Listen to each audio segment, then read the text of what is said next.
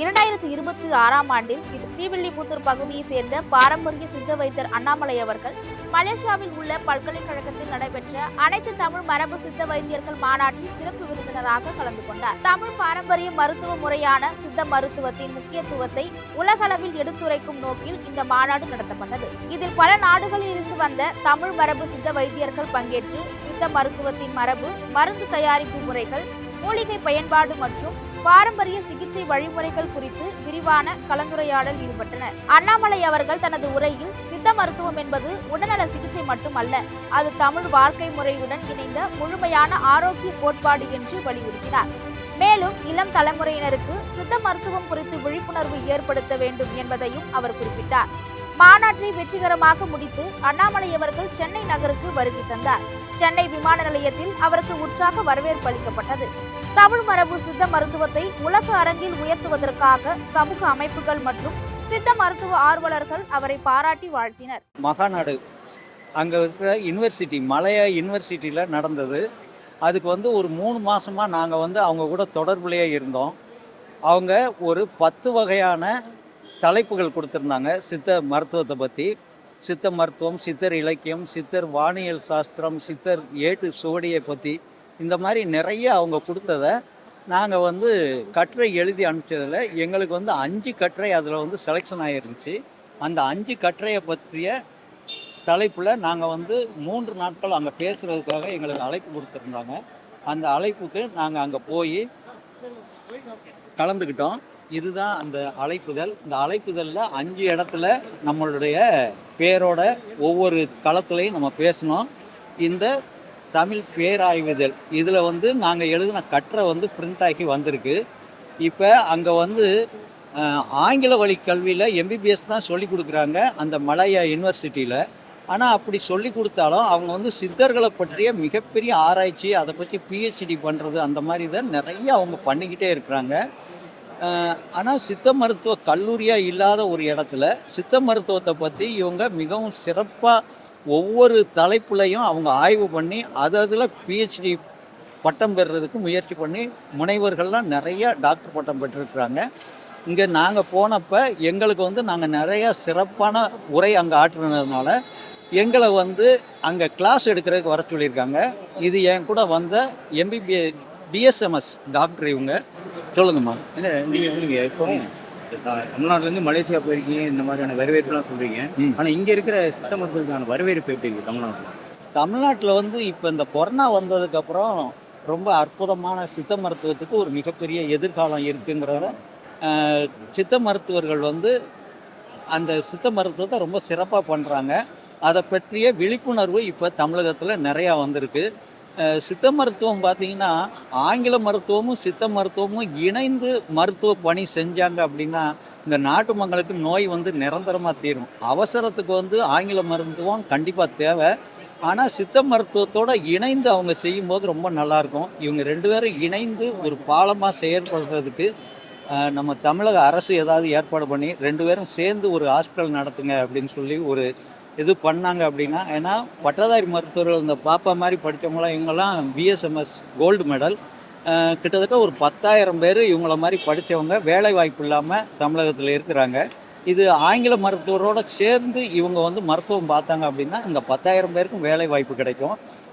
என்னுடைய இலக்கு என்ன அப்படின்னா இதில் ஒரு 2000 பட்டதாரி மருத்துவர்களுக்காக 234 தொகுதியிலையும் ஒரு தொகுதியில் 10 மருத்துவருக்கு எங்களுடைய வைத்தியநாதர் ஹெர்பல் ப்ராடக்ட் சார்பாக வேலை வாய்ப்பு கொடுக்கணுங்கிறது தான் எங்களுடைய எண்ணம். ஐயா, என்னதான் இருந்தாலும் எல்லாருமே மக்கள் எல்லாருமே அலோபதி தான் நாடுறாங்க, பசங்களையும் படிக்க வைக்கிறாங்க. ஆமாம், அந்த மாதிரியான பெற்றோர்களுக்கு என்ன சொல்ல வரீங்க? ஏன்னா போக போக இந்த நம்ம கலையும் சரி, இந்த மாதிரி சித்த வைத்தியம் இதெல்லாம் மறையக்கூடிய சூழ்நிலையும் உருவாகிட்டு இருக்கு. ஆமாம், அது எப்படி பாருங்க? இப்போ என்னன்னா ஆங்கில மருத்துவ கல்வியை ஏன் விரும்புகிறாங்க அப்படின்னா ஆங்கில மருத்துவத்தையும் மக்கள் ஏன் விரும்புகிறாங்கன்னா போன உடனே நமக்கு உடனடியாக அதில் ஒரு குணம் கிடைக்குது அப்படிங்கிறதுனால ஆங்கில மருத்துவத்தை மக்கள் ரொம்ப விரும்புகிறாங்க.